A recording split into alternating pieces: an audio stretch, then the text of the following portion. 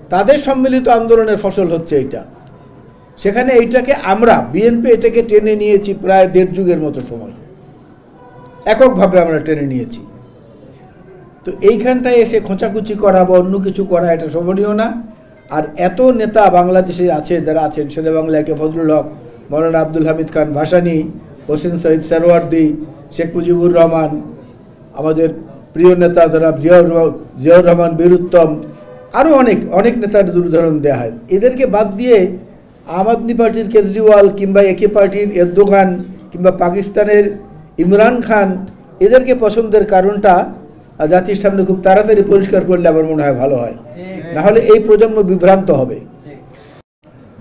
যে তুরস্কের এরদোগানের দলটির নাম হচ্ছে একে পার্টি, আপনারা জানেন।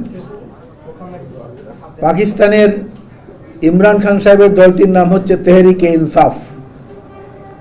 আর দিল্লিতে কেজরিওয়ালের দলটির নাম হচ্ছে আম আদমি পার্টি। তিনটাই কিন্তু বাংলাদেশের সীমানার বাইরে, বাংলাদেশের ভেতরে না।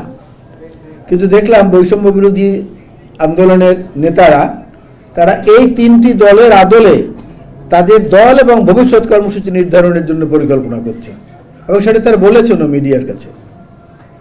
তো এইটা একটা অদ্ভুত লাগলো আমার কাছে।